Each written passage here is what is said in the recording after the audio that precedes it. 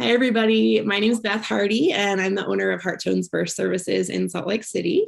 And I'm so excited today to continue these chats that I've been having with some folks about feeding their babies in different ways. Today, I'm talking with Lauren, Olivia, and Shoni, who are three amazing parents here in the Salt Lake area, general Salt Lake, Utah area, and talking about donor milk and the process of how to find it, how to get it, like what's it like, how benefits and downsides of it, from the perspective of the parent receiving the donor milk, which is Lauren, and to parents who are donating their milk, which is Olivia and Shoni. So excited to have them all here with me. I'm going to start with Lauren because you are the recipient of this milk, and want to ask you a little bit about yourself and just maybe tell us about you and your family, who's in your family, what's your story, and how did you come to the decision and kind of the process of deciding to use donor milk for your kid or kids potentially. I think you did it for both your kids. So tell us a little bit about that. Okay. So I am the mother of a 7-month-old and a 5-year-old. And with our 5-year-old, we actually did only formula. I don't produce breast milk at all, and zero, not even a drop. and for our first baby, honestly, there was a lot of like borderline shame around that. I mean, I was pretty sad when they couldn't figure out, what exactly was going on. And I felt like a loss. And I actually had one friend who was like, I will pump for you. And I actually said, no. I was like, no, we're going to do formula, And I think it was that part of me being like, I can take care of my baby, this kind of like I don't know, feeling of I can do this on my own kind of a thing. Whereas like now I realize you were never really meant to do it on your own. And so with our first, we did formula, and he ended up getting really sick, not from the formula. He ended up catching a cold, and it turned to pneumonia, and he was intubated in the ICU, and it was terrifying. And he was only 6 weeks old. And that was by no means the formula's fault. Zero. You know what I mean? There's plenty of kids who that happens to, who are breastfed or whatever. But for me, I felt like with our second baby, I really, really wanted those antibodies. There was, because that's what our pediatrician has said. The big difference is, if you're going to put them both on the table, is there's antibodies in breast milk and there's not in formula. And us being around a lot of other kids, my family has a lot of kids in their families, and I wanted to do something different with Elliot, our now 7-month-old. And I was also in a place where I felt no shame, honestly, being like, I don't produce any milk.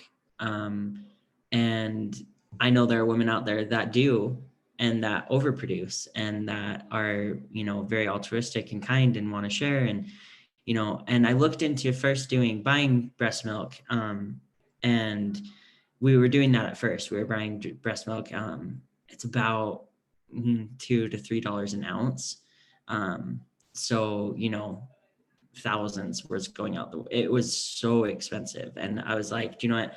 This is not, it's realistic for us. We didn't have that kind of outflow. And so I was going to stop. We bought formula. We were ready to move to formula. He'd been on it for like 2 weeks because it adds up so much, right? And they're drinking a decent amount. And anyway, we couldn't afford it anymore. So I was like, let's just do formula. So we started moving to formula. And then a friend of mine was like, oh, do you know what? Have you heard about this Facebook group? And I was like, what Facebook group? And he was like, I was on there as a dad. He's like, it's a Facebook group for people who are looking for breast milk or who want to donate breast milk. And I was like, is that sketchy? Like, do you know what I mean? Because like you can Google donor breast milk and you're going to come up with a ton of stuff. And it seemed, I don't know. I know that breast milk needs to be, that things can be transferred through breast milk that you don't want to be transferred. And so I was like, is it sketchy? And he was like, no, it's actually like a really like, legit group and of women who are looking for, or parents who are looking for breast milk, and parents who are overproducing breast milk and who have, breast milk to share.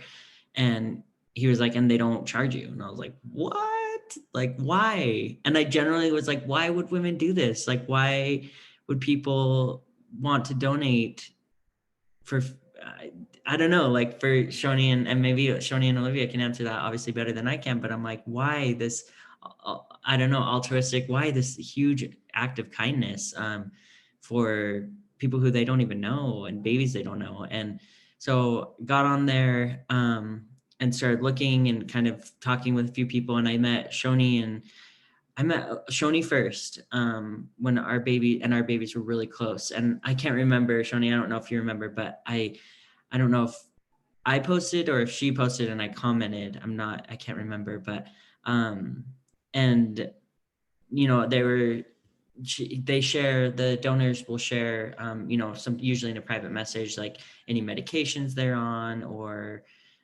you know, what their story is a little bit. And so I met Shoni that way, and she has a baby that is only, what, 3 days? Did we say the I 18th? think 2 days, 2 18th. days? 18th, yeah. So 2 days younger than my baby, or older than my baby. So born March 18th. Mine was born March 20th.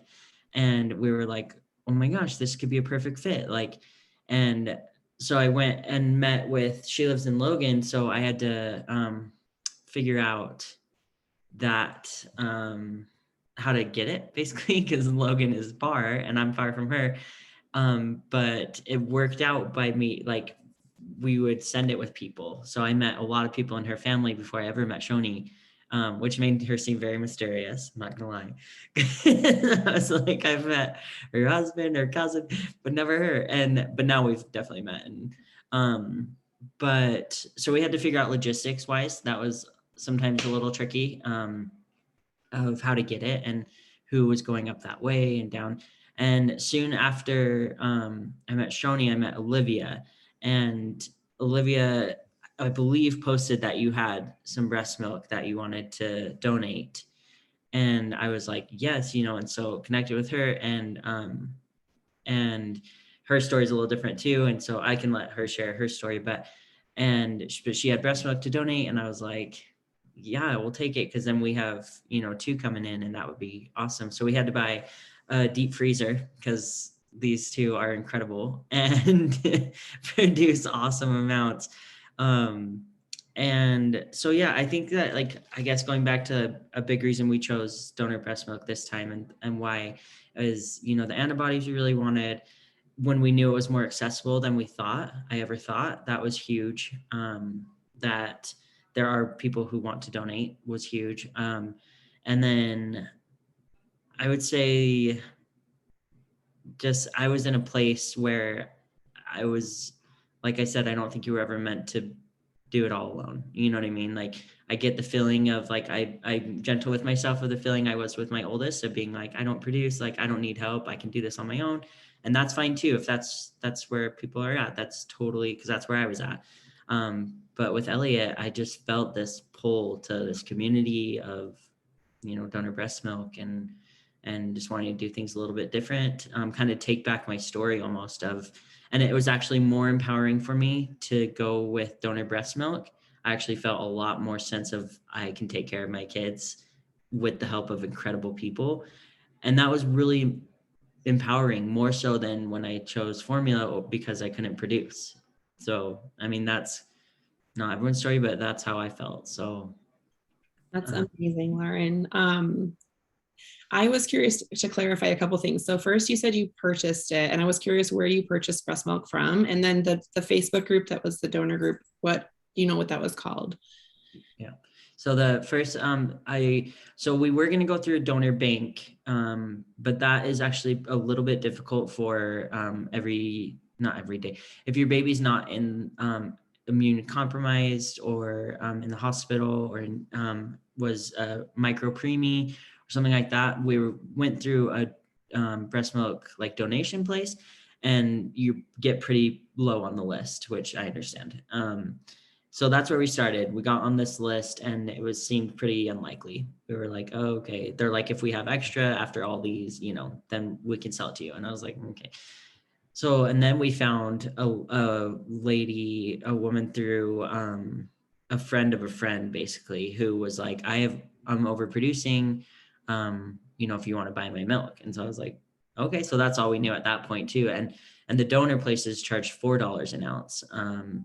And this girl was charging, I think she charges like $2.50 an ounce. And so we were like, that's awesome. We'll take it. So we went with her and she was a good match for, what we were looking for.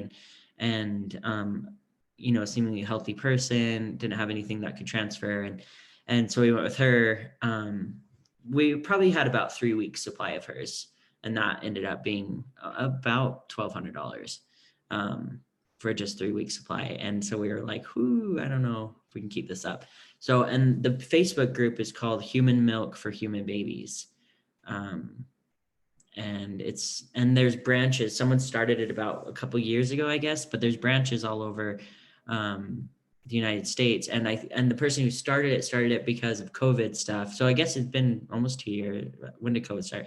They started it because of COVID stuff, because of, is what I read, because so many donor places weren't taking milk for babies because of COVID. They weren't sure how it transferred and everything. It kind of started them back at scratch. And so all these people were like, I have milk and I don't know what to do with it. So someone started this group. Someone in back east started these groups, I guess. So. Okay. That's helpful to know. Thank you. Was your partner like super on board at first, or was there any like pushback from her at all at first? So I'm married to a woman and I carried the babies, and Kim, she honestly wanted me to do what was going to be most empowering for me. She was on board either way. She was like, if you want to do formula, we'll do formula, and that's great. If you want to go the donor route, like, that's awesome too. And now she wasn't like, she was a little bit worried about the ability to pass like STDs and such through breast milk. And she kind of, when I first found these women, she was like, how do you trust that? And I'm like, I mean, I fully trust you too now, you know what I mean? But it is a little bit of a, like, I hope, I had a lot of hope, I guess, and in the goodness of people, and that someone who had unhealthy, breast milk to share, wouldn't seek out donating it. That's like a big thing that I have found, that like, I'm not sure. I mean, maybe, I guess that exists, but I think for most people, if they have unhealthy breast milk, they're not going to be seeking out. And there's also this just like camaraderie of like badass humans and parents who are just like, we want the best for our kids, and they're not going to donate something that could harm someone else's kids if they're a parent. I don't know. So I guess that was something that she was like a little bit worried about, and I was less worried about, because I was like, they're moms, they're, you know what I mean? They're not going to hurt someone else's baby. It's not going to happen. And so that was only her only apprehension. The other thing that was kind of that, which we knew because we had done about 3 weeks of donor breast milk, is the process of warming it up is a little bit longer. So we think, honestly, for our first kid, it wouldn't have worked, because he is very emotionally sensitive and very, like, when he was hungry, it was screaming hungry. And I don't think he would have been able to wait for like warmed up. We have a really great system now where we put it, because it lasts about 24 hours once you thaw it, if it's in the fridge. And then once it's out, you have about 4 hours. Like, you have to learn the logistics of it. And we have a really good system now of like leaving it out for 4 hours to thaw and then putting it in the fridge overnight.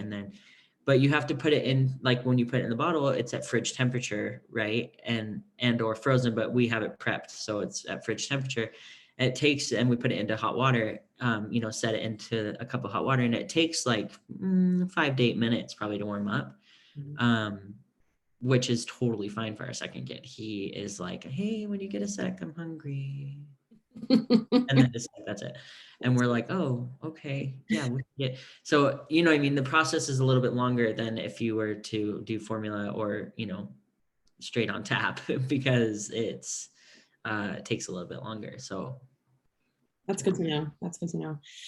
Did you get any pushback from anybody else in your life about your decision to use donor milk? Like, it sounds like your pediatrician was really on board, but any family or friends who were like, ew, why would you do that, or anything like totally. that? Actually, and the same reason why my friend, like, family was like, aren't you worried about, like, can't like AIDS be transferred through breast milk? And again, yes, it can.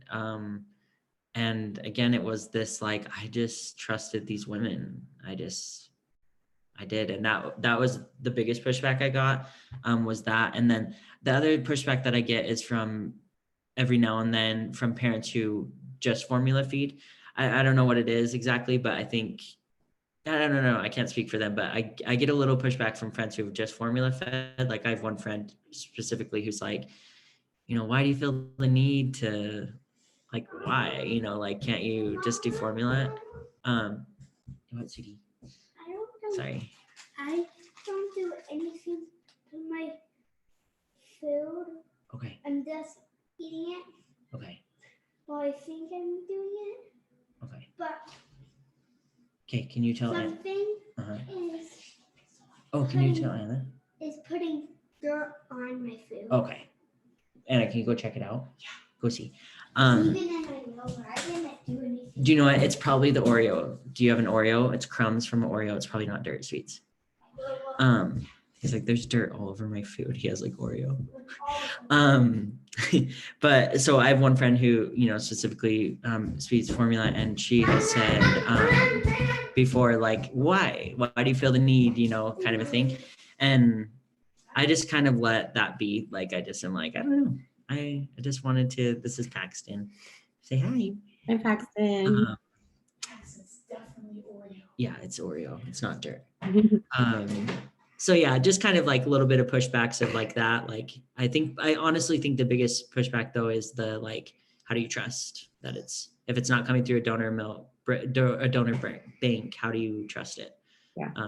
Like I said, I just kind of don't have a great answer for that besides I trust these women. So. That's awesome.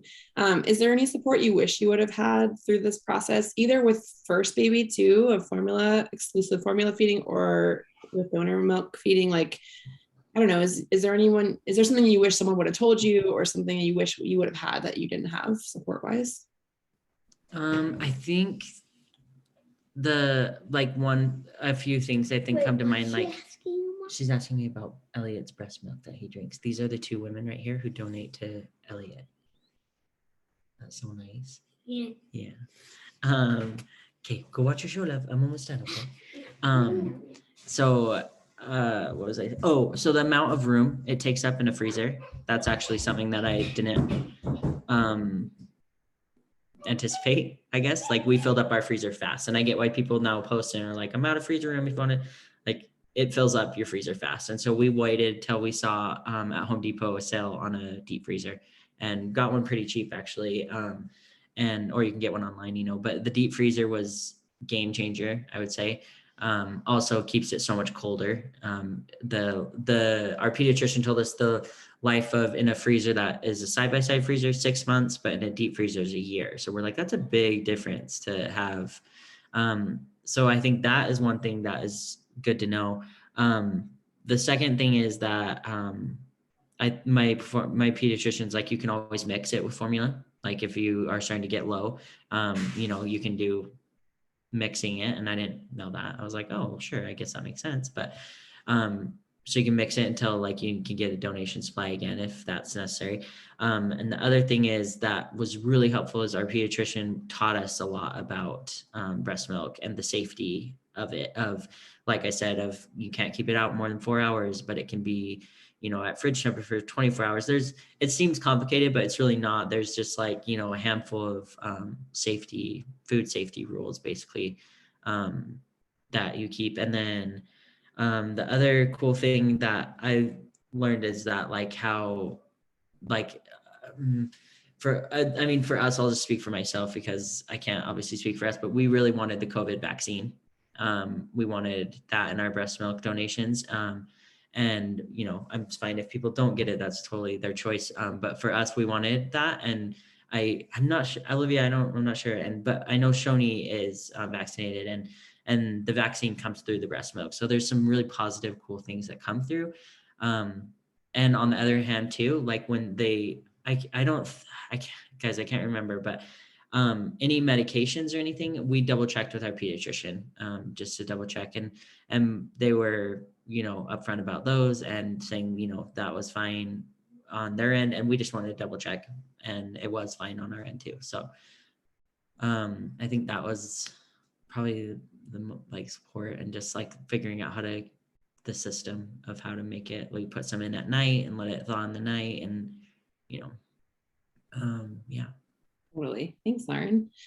I feel like you answered most of my questions with your chat. So I thank you so much for that. And I want to turn it over now to, maybe we'll start with Shoni, and then we'll go to Olivia, if that's okay. So hi, Shoni. Hi. Hi. So Shoni, you are one of the people who donated milk to Lauren. Can you tell me a little bit about you and your family and your story and your journey into the process of deciding to donate your milk? Yeah. So my husband, Clint and I have been married for 12 years. We have 4 kids.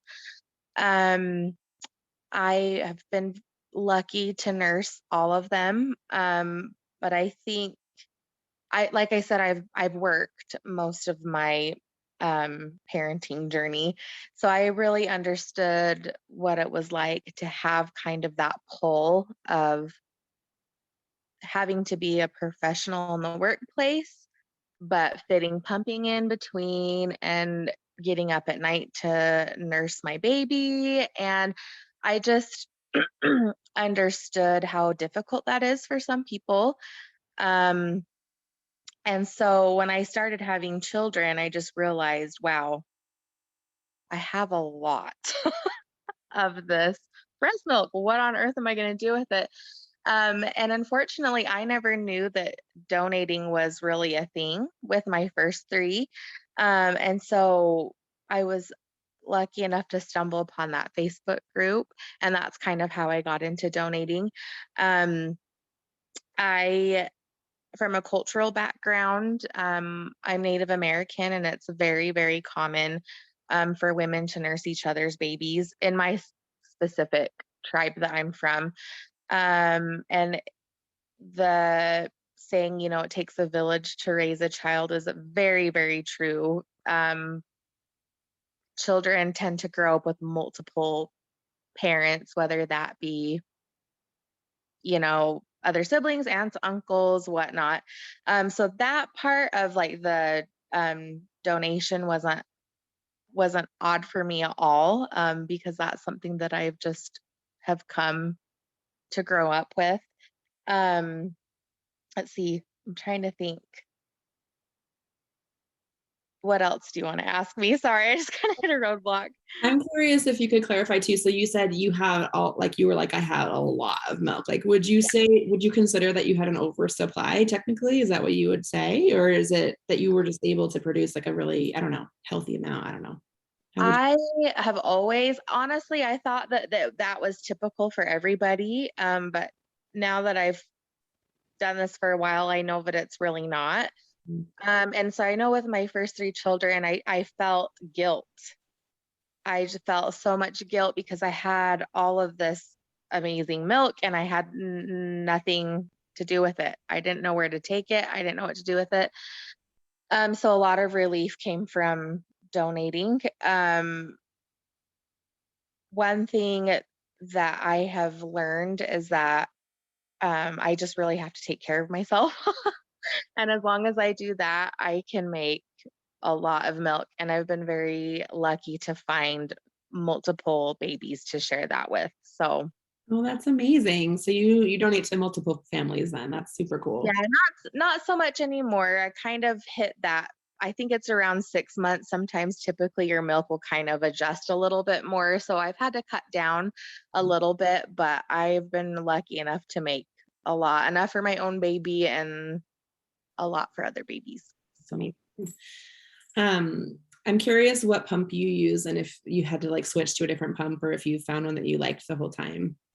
Yeah, so when I'm on the go, out and about, just very easy, I'll use a Haka. That one's a little tricky sometimes, how my body responds to it. When I'm at home, I have, is it a Medela? Medela, I think. Yeah. Yes, so I have one of those and it's amazing. I love it. It's my best friend. So that's what I use. And then I have an auto subscription on Amazon for breast milk bags. Nice. So, and we've been really lucky because that's covered through your HSA. Oh, right. Yeah. And I'm so lucky that we haven't really had to use that with our kids for the most part. And so it just comes out of there and I'm pretty much set. So, and I have a whole system down. Yeah. Can you talk us a little bit through your system? Like like from start to finish, like what's your process? Like when do you pump and then what do you do with the milk? And then how do you coordinate with Lauren or other families? Like what's the process like? Sure. So what I do is I pump every 6 hours, and that's not like 100% of the time. That's just what I shoot for. What I do is I nurse my baby on one side and then I pump on the other. That has just been, and that keeps it kind of equal. So that's been helpful. And normally what I do is, like I said, I have 4 kids. So my kids know if the door's locked, that means don't come in. Like I'm busy pumping. I really have to make sure I set chunks of my time apart just for that. And then I have kind of a stockpile of storage bottles. And I fill them up pretty quickly. So I just put those in the fridge. And once they're all filled up, I dump them all in bags and then right into the deep freezer. And then pretty much I wash all the bottles by hand with hot soapy water, and then I sterilize them after, have a bottle sterilizer. And so I just kind of cycle through like that. I think the biggest challenge for me is staying hydrated and making sure that I'm eating enough. If I slip on that at all, I instantly can notice a difference with the next pumping session. So it's definitely something that I have to upkeep. It's not something that I can turn a blind eye to. I drink a lot of fluids. 64 ounces in the morning, 64 ounces at night, and then another 64 ounces in the middle of the night. And then I drink all throughout the day. So I drink a lot of water and I eat a lot of food. I have to. So That's incredible. You're like a machine. You're like a well-oiled machine. That's so awesome. I mean, what comes to mind just hearing you talk about your process, the logistical piece of it is like how much work that is and just like the sacrifice that, I mean, you're feeding a baby, so you'd be feeding your baby anyway, but like the fact that you have to really be aware of what you're eating and how much you're drinking. And it's pretty amazing just to know that you're not only donating your milk, like that piece of it, but you're like, it's all the process behind the scenes of pumping at a regular interval every 6 hours. And it's a lot of work. So that's pretty awesome that you're doing that. Did you have any hurdles with the process as far as like, were there any logistical things that were really tricky at first to figure out with donating, or even emotional pieces? Or were there people in your life that were like, don't do that, it's a waste of time, or why are you doing that, or anything like that? I'm curious about that too. I only had, and I wouldn't say it was necessarily pushback from one person, but one person in my life thought it was very strange. And not only that, but thought it wasn't sanitary, kind of. And in my mind, and kind of like how Lauren said, everyone is completely entitled to their opinion, and I 100% respect that. But I think the thing that always kind of that I go back to is that Facebook page. It's human milk for human babies. And that's kind of just the way that I think about it. And I haven't really let that get to me. I mean, I'm comfortable with what I'm doing, and Lauren's comfortable with what we're doing. And I think that's all that really matters. As far as like the logistics, I think probably the most challenging part is just getting it to Lauren. But we've been very lucky because my husband's entire family lives in Salt Lake. And so there's a lot of back and forth.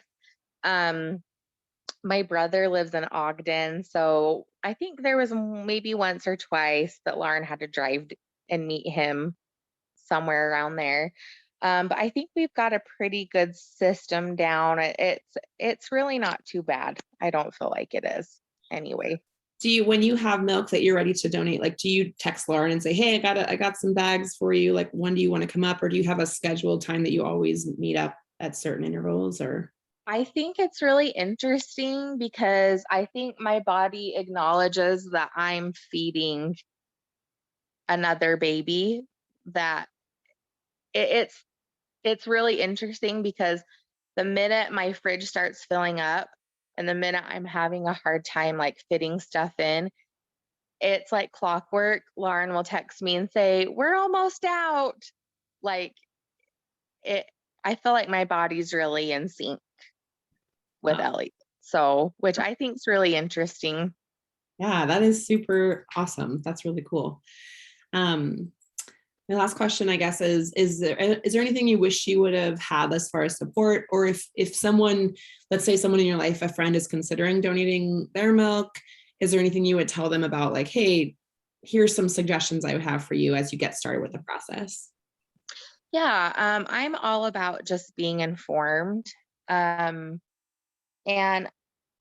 I think sometimes there are a lot of negative connotations that come with donor breast milk. And I think a lot of that stems, maybe possibly from a sanitary standpoint, or like Lauren said, being able to transmit things through breast milk.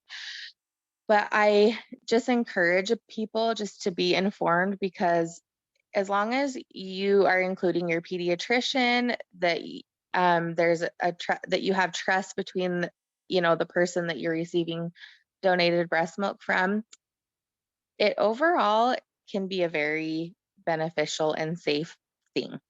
And so that's just one thing that I want to put out there, and I kind of want to destigmatize it, because there's so many benefits for both parties. Honestly, I have had so many benefits from this, not just physically, but emotionally.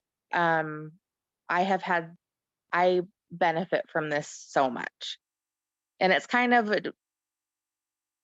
hard to put into words like how I do, but I just do. Like I really feel like I need to be doing this. So that's one thing. I would just say,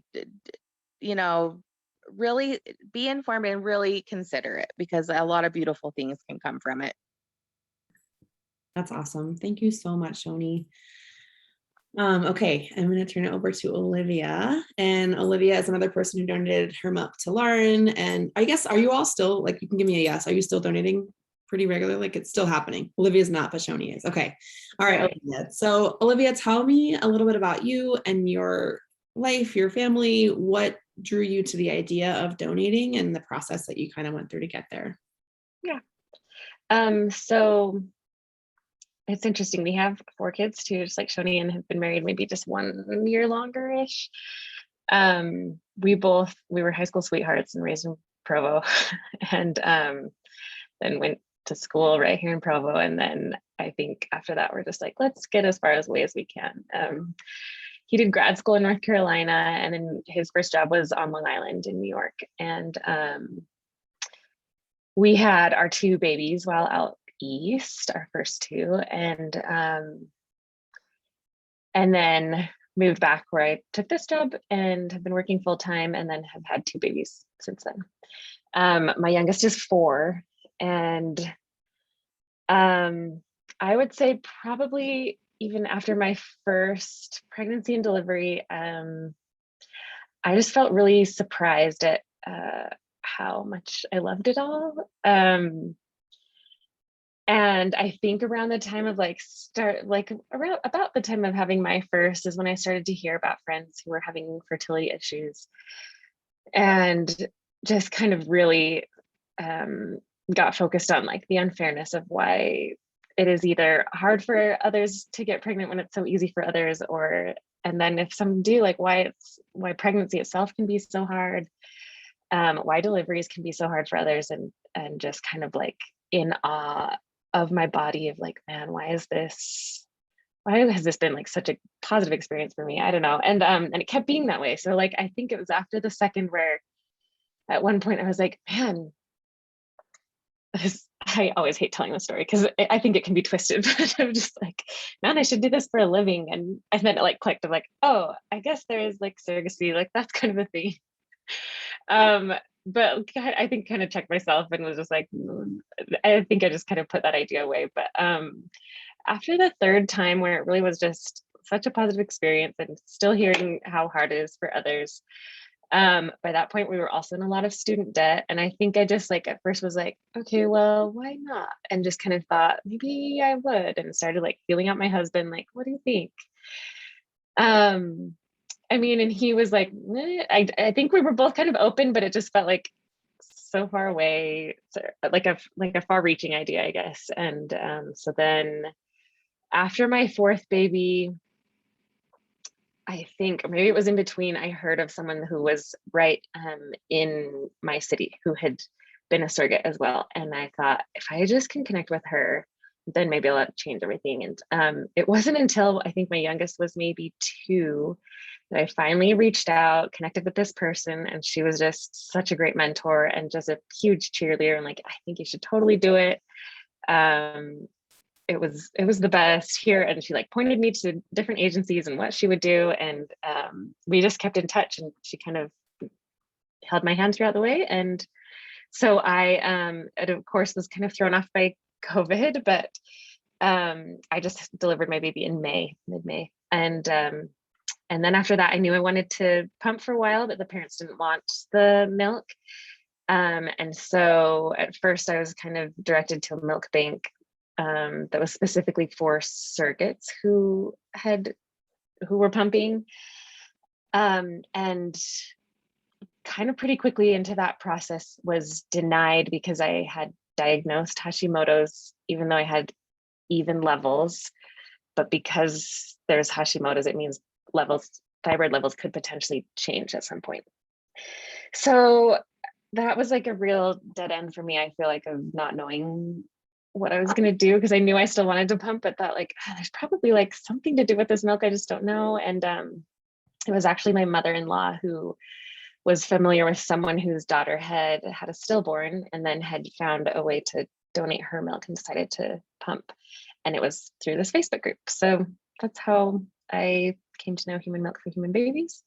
From there, it was a little maybe apprehensive, maybe number one, because I'm not a very frequent or what's the word, predominant Facebook user, I guess. So a lot of just like the Facebook world and the way that the groups work and the posting and the comments was like an initial hurdle for me. But in general, I was very excited to at least just find like a spot that would work. Anyway, I have a bit more to say on it, but if you have more questions direct. Well, I mean, I'm curious too, like if how many folks you found to donate to, or was it just Lauren or multiple different families? Right, yeah. So at first, I think I was maybe again with the Facebook unfamiliarity, I don't know. I would just kind of get on when I had, I can't even remember like the certain amount, but when I got to a point where it felt like a decent, like I could give a bag full to someone, I would just put on like, hey, I have something. I think the first time that I did it, I got multiple hits of like, oh, I'd love some. And so I just thought, oh, I'll just like divide up bags. I think I put about just like 10 bags that were mostly full of 6-ounce breast milk bags. And they would come to my door either while I was home or when I was at work, and someone else would hand it over to them. And so it would just kind of be like as needed. It was probably 10 to 20 different, I don't know, maybe not quite that much, maybe around 10 different people that I would pass off to that way. And it wasn't until Lauren, like I can't remember our first interaction either, whether it was like a posting or not, but maybe it was because you could say that you could take a lot. I can't remember what it was. But then all of a sudden I realized, oh, this is much easier. Like I can cut down on the Facebook time and the coordinating time if I just save up and hand it all over to and I think Lauren essentially became like the one person that I would give to after that. I can't remember where in the stage that was, but I loved I loved it. That makes so much sense. That would be way easier for sure. Yeah. Were there any other hurdles you got, that you had to kind of overcome as far as either logistical or emotional piece that you didn't see coming that you were kind of surprised by, or any pushback you got from anyone in your life that thought it was odd or that you should? Right. Yeah. Hopefully those answers can be pretty short. I think in general, I maybe was a little bit apprehensive about what are the liability issues? Like if someone gets sick or if a baby dies, like what would I do then? Or just wondering what kind of people are on here and what would they want it for, and what kind of people am I going to meet? I don't know. Of course, I would say that was like one of the benefits too, was just hearing different people's stories and being able to meet different people from everywhere. People were driving from way far south, way far north, and so that part was really great. And then not too much pushback. It was really taboo with my dad, I think, is like the worst that I got. He just made that known. And then my mother-in-law was the one that introduced me to it all. So that was really great. And I feel like my husband was just, on board with whatever I wanted to do. What were some of the benefits you found from doing it, emotionally or otherwise? Yeah, good question. When Shoni was talking, I was like, oh my gosh, I'm glad I'm not the only one that can't really describe the benefits. I don't know. I think I was thinking that maybe there was an aspect to it that, especially once meeting Lauren, that I got to meet her, got to feel like there was something being sustained continually, and a relationship there, even as as little as it was. But the parents didn't actually get to be there for the birth of the surrogate baby. And so I have yet to meet them. And that was the one piece that was missing, I think, from my whole journey. Everything I think I would do again in a second. It was everything all the good things that I hoped for came from it, except for that piece. And that was just a bunch of logistics and COVID. They live in China, and it was really hard for that to work out. And so I think being able to even just see Lauren in person, which I don't think we got to for the first couple times because it was someone else that was handing off. But I eventually got to meet Kim too, because they both happened to be down in Provo for something. And so, I think that was a special piece that I benefited from. That's really cool. It's kind of a neat, unique relationship that you guys all have with each other, because it's just different. It's not you're not like buds from long ago, but you have this incredibly special and intimate connection that will never end. Your Lauren's kids now, Elliot, he's benefiting from both of your breast milk, and that will carry through to his health, as a little kid. And it's just really neat to see that's a really unique connection that you all have, which is awesome. Yeah. Is there any support you wish you would have had through this process, or anything you would tell someone who's thinking about donating, or also surrogacy piece too, as well, if you want to? Oh, cool. Yeah. No. I guess to answer the latter first, as far as what I would tell someone, it would just be reach out. I'm happy to just share. I mean, I'm not an expert, but I can share what it was like for me, about either surrogacy or donating. And I would say that to, if you know anyone else that's been through it like that, those firsthand accounts and personal accounts are gonna go for miles, I think. And as far as sorry, now I forgot. Oh, other support was there. I found a Facebook group, and getting more used to it after a while, that was specifically for surrogates who were pumping. And there was just a plethora of information there that I would have loved to have had before I gave birth, so that I could kind of dive in with it. They just knew all the things. I didn't know that so many different kinds of pumps existed. I maybe could have said oh, maybe there's 5, maybe 10. No, the lady that's in charge has 30 different ones. She would give all these tutorials. She had all of these different reasons why milk could be. Anyway, I just had never, I don't think I'd ever really studied a ton about breastfeeding, because luckily enough, it just always came easy. I didn't really think about it much. And so there was just so much that I remember, as I was reading through it, I was just oh, this would have been nice to know this. But she even you can send her videos when you're pumping, before pumping and after pumping, and she can get you measured just right, and just to maximize production. And everybody swore by it. And so that was a huge thing that helped a little bit in the end too, but would have been cool. Amazing. Do you happen to know off the top of your head what the name of that group is on Oh Facebook? shoot, no, but I can follow up with you. Okay, yeah, that would be helpful to know. Put it in notes. Yeah. Cool. Well, okay, I'm gonna make us all like the view that I can see all of you, because right now, okay, so I just cannot thank you all enough. Is there anything anyone else wants to like throw out there that you thought of as we were chatting? If not, it's okay too. But I want to say real quick. Go ahead. What I just like wanted to respond to both of you guys of what you guys were saying, of like kind of maybe feeling like this, like a little bit of like guilt, or like that you guys, you know, had more, you know, non-complicated pregnancies, or that you produce so much milk, or, you know, any of that stuff from someone who had very complex pregnancies and who does not produce anything. What I would want is like for someone else, is for you guys to just like feel that gratitude instead of like guilt. I would say like go to gratitude, because like that's what seems connecting to me, is like, because guilt, I felt it in a lot of ways, you know what I mean? But when like people who can do what you guys can do are like, I'm just so grateful like that I, you know, and do give back, like that's what feels so powerful to me, is like, as someone who is on the other side of the spectrum, is just being like, oh, they're grateful. I'm not saying you guys aren't, I'm just saying that is so connecting for me, because like I have so much gratitude for you too, like so much gratitude. Every time I feed my baby, I like have to pause and give it a second of like gratitude, because I can never repay you guys for what, even if I paid you money, it's not the same. Like I could never give back what you both have done for me, and I just am so full of gratitude. And anyway, that's just all I had to say. Thank you, Lauren. That's awesome. I do want to say, if you don't mind too, that thank you, Beth, for like reaching out and coordinating this.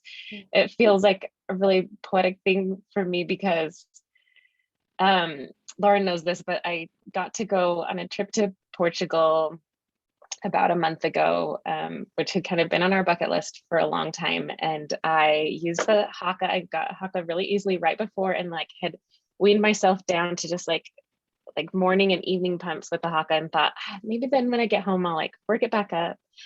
And it worked pretty well through the trip, but for some reason when I got home it was just so hard, I think, to prioritize and get back in the rhythm. And then just kind of and then I went on another trip and I realized this is probably the time for me.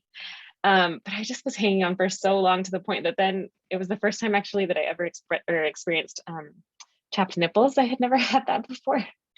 And I just thought, like, I think this is my body like saying that I'm done, but I had never felt, I'd always felt like right about weaning. And this was like the first time, or I felt right about it, but this was the first time I was just really, really sad about being done, I think. And maybe because I know it's probably the last time that I will ever produce. And so that's just been hard. And it's been just really nice to be able to have this and wrap it up, and yeah, feel good about doing it. Anyway. It is a really cool thing. I'm glad we got to do this today. I want to thank you all so much for your time today and sharing your stories. I am assured, like I'm positive that there are people out there that are going to watch this You're feeding my brother and learn the process and learn the ups and downs and benefit so much from your expertise and your experience. So thank you everybody so much. I'm going to stop the recording here and then we'll say bye in a second, but bye everyone who's watching. Thank you so much.